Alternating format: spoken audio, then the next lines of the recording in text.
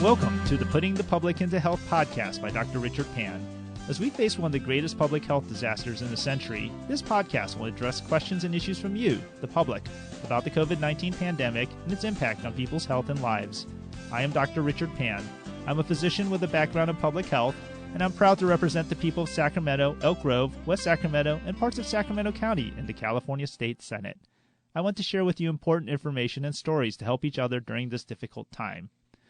We pay premiums for insurance to help us recover during disaster, and the Insurance Commissioner makes sure that the insurance we buy will deliver on its promises. I'm thrilled to be joined by California's Insurance Commissioner Ricardo Lara. I had the honor of serving with Ricardo in both the State Assembly and Senate, where he was a champion for consumers, the underserved, and the environment. As Insurance Commissioner, he has had to deal with wildfires and coronavirus while working to protect consumers from fraud and expanding access to health care for all Californians. Thank you so much, Ricardo, for joining me. Thank you. It's great to be on and hear your voice, and glad that you're doing well. Well, thank you, and I really appreciate your leadership. Now, what have been your top priorities during this COVID-19 pandemic as Insurance Commissioner?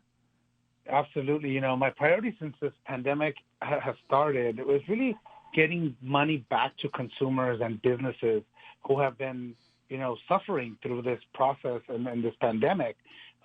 Helping small businesses file insurance claims and combat fraud, protecting the health of Californians, and working to keep fire insurance available and affordable, since wildfires, are not going to wait for this crisis to be over. As we're already seeing, we're going to have a much more drier and hotter fire season. And so it's up to the Department of Insurance as the largest consumer protection agency, and that, of course, includes our businesses that have been hit hard by the pandemic, to look after them.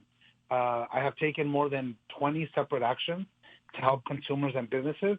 You can see the full list of those at insurance.ca.gov. And we're also hosted 25 teletown halls across the state, attended by nearly 7,000 small business owners and consumers. And, two of the major issues that we are monitoring during this pandemic is business interruption and insurance fraud. So these are critical issues that, unfortunately, when these catastrophes strike is when, people try to take advantage of some of our most vulnerable Californians. So it's been very busy at the department. Mm-hmm. And you mentioned about in terms of business interruption with COVID, and as a small business owner, I know that I've seen businesses who have closed for months. Some are still closed. We also have skyrocketing unemployment, people losing their jobs as well because of the pandemic. Yet people are also trying to keep their insurance coverage, right? Because there's other disasters as well. You mentioned wildfires, other types of things. They need health insurance. They need other types of insurance. What are things that you are doing to try to help people keep their insurance coverage while they're dealing with the pandemic and their businesses being closed and potentially being unemployed? Absolutely. I saw the unemployment rise and businesses closing in March, and requested insurance companies to give their policyholders a grace period to pay their premiums through at least July 14th. And this applies to all lines of insurance, including commercial insurance policies and health insurance, as well as requiring insurance companies to give refunds for the premiums for March, April, and May, as we've seen, the stay-at-home orders and people abiding by that order. We've seen the risk fall in terms of, risk that people are no longer are paying for, but no longer really reflects, as we see accidents going down, the probability of accidents going down, businesses shutting their doors, and so you don't have the workers' comp needs that you used to have. Your medical malpractice insurance, for example, as we weren't doing any of the selective surgeries, and so what we did is really require insurance companies to provide that refund or that credit to businesses and Californians, and we're also, I should say, we're going to be receiving all that data to make sure that consumers aren't being shortchanged. And I'm proud to say that California is the only state that really went not only on the consumer side, on the private passenger auto, but on the business end of the commercial lines as well, to ask for those refunds for our businesses and our small businesses, because, it no longer reflected the risk that we were living in. And so people needed, especially now more than ever, some reprieve, not only from the premiums and allowing for those grace periods, but also for refunds, because the premiums no longer reflect that risk. And so it was a big win for California consumers, and we continue to get that data from the insurance companies to make sure that consumers aren't being shortchanged. Well, no, that is a big win for consumers. The fact that you're helping us not only keep our insurance coverage, but also recognizing with the decreased risk that not only should we get a deferral in the payment of the premiums, but actually our premiums should go down because we're actually consuming less risk. Now, talking about risk, many people are essential workers who, because of COVID, are actually risk for COVID during their jobs while they're working. Are people in healthcare, people working in the grocery stores, other places where they may be exposed to people who may be carrying COVID. Many people are carrying COVID are asymptomatic, so they don't even know they're sick. So they're sharing these public spaces. What is the impact of COVID-19 on workers' compensation? And are you seeing claims increasing because of COVID, or is it the same or decreasing?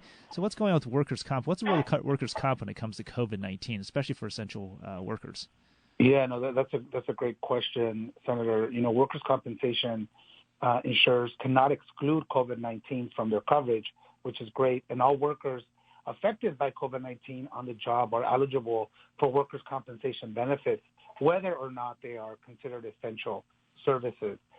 And this includes workers engaged in frontline occupations, like you know very well, healthcare, emergency services, food production, sales, delivery, among others.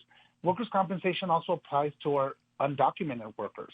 In 2015, when I was in the Senate with you, I authored SB 623, which was signed by Governor Brown, that expanded protections for our immigrant workers and our undocumented workers in the event that they are injured on the job. And even if their employer doesn't carry workers' compensation insurance as required by law, and I issued a notice to insurance companies to remind them about these existing legal protections for our immigrant workforce.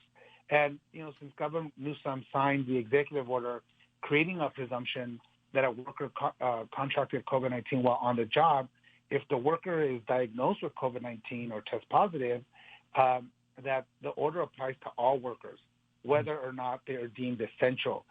Again, California taking a proactive approach to protect all our workers during this pandemic. And, it's honestly going to take some time to see what the impact of the pandemic on our workers' compensation system is and on premiums that businesses pay. But, businesses that are closed or have dramatically reduced payrolls due to the stay-at-home orders may see their workers' compensation insurance costs reduced in the short term. And that's why I ordered insurance companies to return a portion of worker compensation premiums to our businesses for March, April, and May. And also, I have to say, under current workers' compensation regulation, payrolls include payments to employees who are furloughed, even though they're not working, which means that the employer's rates would remain the same if that employee were still in the workforce performing the regular duties. And employers that provide workers with an opportunity to transition from their regular work duties to lighter home-based clerical are still paying rates based on the higher job classification. And that, to me, is completely unfair. And so I have actually issued new emergency regulations to reflect that lower risk for worker injury in light of the pandemic and give some savings to businesses, again, making sure it reflects the reality that we have been living under since March and giving some reprieve to the businesses as they're trying to keep their doors open, trying to stay in business, and again, giving them that much needed support during this difficult time. No, that's great news as well. And now, one of the issues that has come up related to workers' compensation is that we did have the stay-at-home orders. So we talk about the essential workers and being on the front lines, and also the other workers as well who may be exposed. As we are reopening the economy and there's more people able to return to work, some people have pointed out and said, well, there is more COVID out there. People, we've seen an increase in cases from COVID from home gatherings and other types of events outside the workplace. Do you have concerns that the cost of COVID related to workers' compensation is going to be impacted because the presumption, because, well, maybe they caught the COVID outside of work because people aren't staying at home. So how are you looking at this as an insurance commissioner in terms of managing another that? great question. Mm-hmm. And again, we need to remind ourselves that what the governor put out there was a rebuttable presumption, right? Mm-hmm. So correct. Businesses still have an opportunity to prove that the worker did not contract COVID during their work hours. So it's not just a blanket assumption, but it is a rebuttable assumption. So that gives our business owners, and that's important for them to understand as well, that they have that opportunity to prove that the worker didn't contract COVID at their work. But again, in California, we want to make sure that all the workers, even the non-essential workers, have access to workers' compensation. And so it's really still too early to tell what the impact is going to be on the overall system. And again, if we stop and think as well that the with my order to create these refunds or credits, but also with the delayed impact of care, we might see a wave of these claims come in the future as well. And so we're still gathering the numbers, we're still gathering the data, and figuring out, now that people are starting to do these surgeries, the selective surgeries that have been, kind of put on the sideline, is looking at what the costs are going to be for hospitals, for care, and for our overall workers' compensation system. And so, again, we're living in unprecedented times, and it's going to take us a while to crunch the numbers to see how the overall pandemic is going to affect our workers' compensation system here in California. Yeah. Now, in some ways, the pressure on workers' compensation system also comes from the fact that not everyone has health care. And some people have said that if everyone had health care coverage,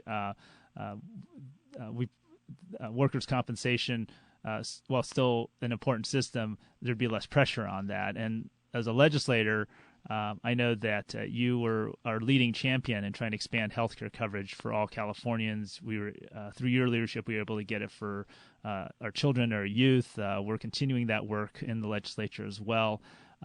Also, the COVID-19 pandemic also has illustrated again what happens when people don't have healthcare coverage. We have a very contagious disease, and we don't need people who may be feeling ill, who may have this disease, not able to get health care, because then they would just end up spreading it to other people if we can't get them tested, get them identified, take the steps we need to be sure not only that they get care, but also that we can slow the spread or even stop the spread of this disease.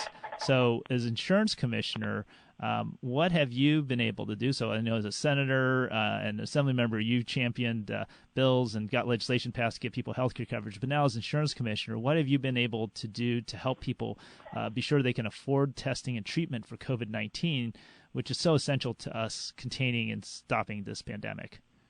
Absolutely. And Senator Pan, the reason why I ran for this position was because of my continuing struggle to try to get coverage for every single Californian, and access to health care, as you very well know and have supported as well and championed, is the more access we give people to health care, the less cost it is on our overall system, because we don't rely on the emergency room as primary care, where it costs the state 3 times the amount.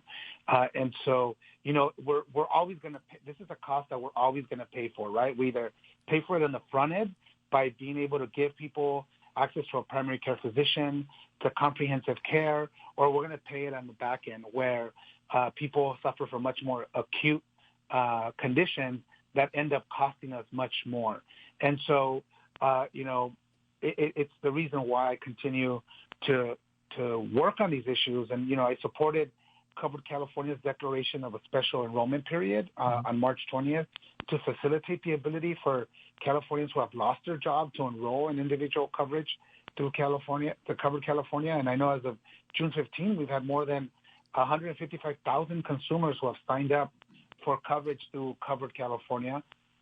And as you know, depending on their income, they may receive substantial subsidies to make health insurance affordable during this difficult time.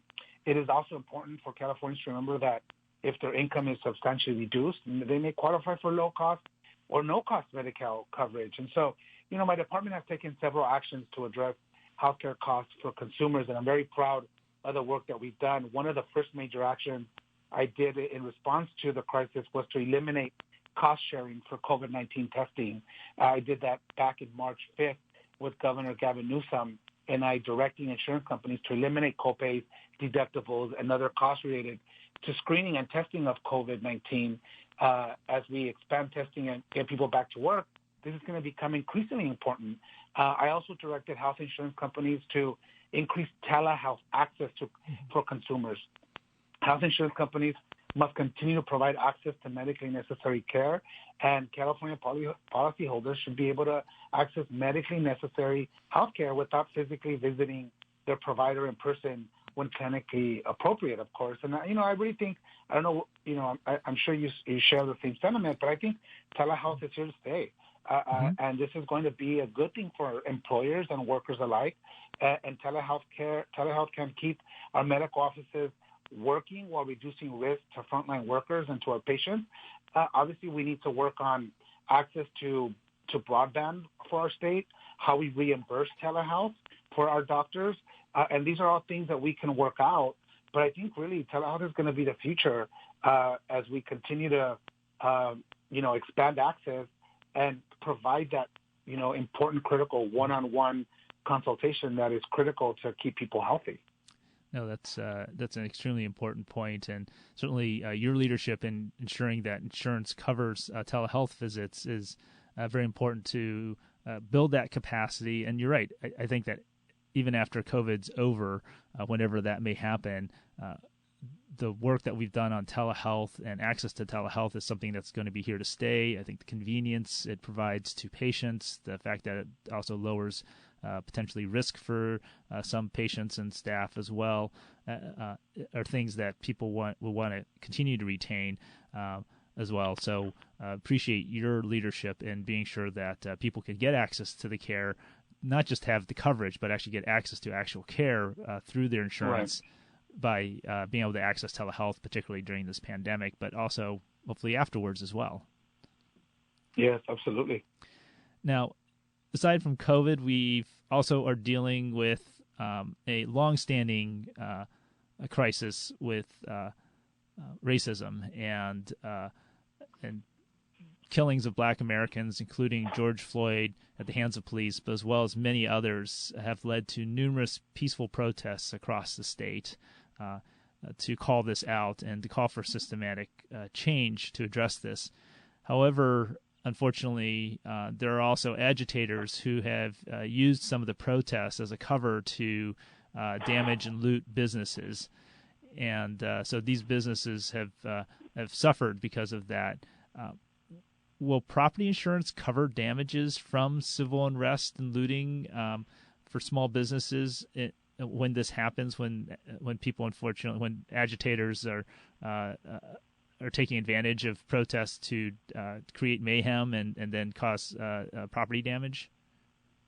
Yeah, that's a great question. Over the past month, we've all been witnessing our state and nation reckon with another massive challenge, as you point that out. The recurring racism and injustice of our police brutality that has caused so much pain in our African American community for generations. Mm-hmm. My immediate focus is making sure that insurance industry is prepared to handle the claims and to help our businesses recover as quickly as possible. And we've been working to make sure that adjusters could be on the ground as soon as possible to help the looted businesses immediately access their benefits through their insurance policy. And so we've been in contact with our insurance industry, and so far I'm not hearing any problems with businesses accessing their benefits. Our community outreach team and consumer services teams have already begun reaching out to the affected communities, lending our support to have prepared. We've also prepared, a helpful fact sheet about insurance resources following civil unrest that's available on our website. And so, yes, standard commercial policies typically include coverage for physical loss or damage to insured property resulting from looting, vandalism, or riots. Whether a specific loss will be covered really depends on the actual language within the policy and coverage exclusions that may apply in that particular contract. But it's important to check your specific insurance policy for, I would say, the following coverages: vandalism and malicious mischief, riot or civil commotion, business income coverage, which usually covers your loss of income when you have to suspend operations, and typically is triggered by a direct physical loss from a covered peril in your policy, such as a fire, for example, or civil authority coverage, which is business income coverage, which is typically include civil authority coverage, which protects your loss of income if a civil authority prohibits access to your business, such as the local government, for example, that we've seen happen. Also, glass coverage. Many commercial policies cover glass breakage, but we have seen some companies requiring separate glass coverage that is added onto a policy by an endorsement for additional premium. So, we also have to mention two other coverages: auto coverage. Damage to a personal vehicle because of a riot or civil commotion is covered under your comprehensive portion of your policy. And also homeowners and renters coverage. A standard homeowners and renters policy will cover all perils I mentioned: riot, civil commotion, vandalism, malicious mischief. And so, we need to really look into the details in your policy. But all this information is on our department fact sheet, which you can find at insurance.ca.gov, or you can, give us a call if you have any questions regarding your policy. We have, transitioned the majority of our staff to work from home, and we have folks that are prepared to answer your question. And we understand that insurance is complicated, especially, our business owners. Their number one priority is keeping those doors open, surviving through this crisis. And so we can help people navigate their insurance needs, help them understand their policy. And so we encourage them, and business owners and consumers, to call us at 1-800-927-4357, and we'll be more than happy to help you. No, that's great. I appreciate that many of the businesses, even when they've suffered from damage and looting, continue to support the protests and the need to speak out against racism, and recognize that that the damage to their business is not representative actually of the protests themselves, but unfortunately of others who are using it as a cover or other reasons to unfortunately take advantage of some of these businesses. Now, you touched on wildfires earlier in our conversation, and as you mentioned, they're not going away. And unfortunately, we have not fixed climate change because of COVID. And there are still many people who are still recovering from prior fires, and others who are having difficulty renewing their insurance for their homes and businesses, as well as they've been identified as high-risk areas.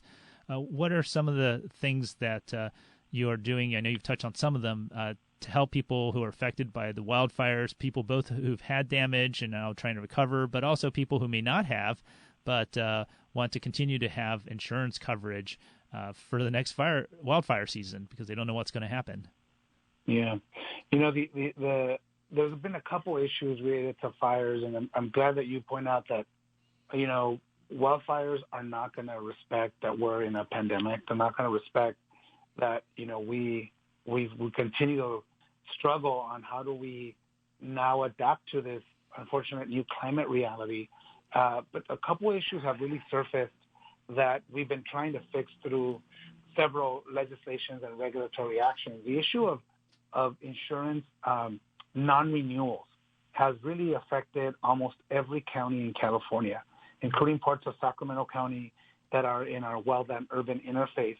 We just saw the grassland fire burn 5,000 acres near Rancho Cordova. Thankfully, no homes were destroyed, but it reminds us that this is a reality both in urban and rural California.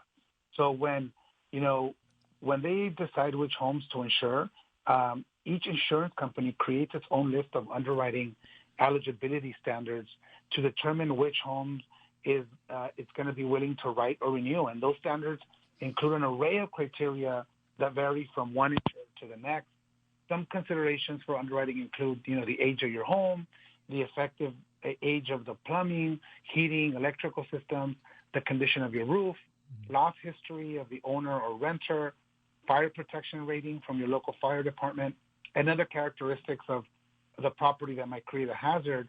Wildfire risk scores are playing a greater role in analyzing the fuel load, which essentially fuel load means trees, brush, other vegetation, the slope and accessibility of your property.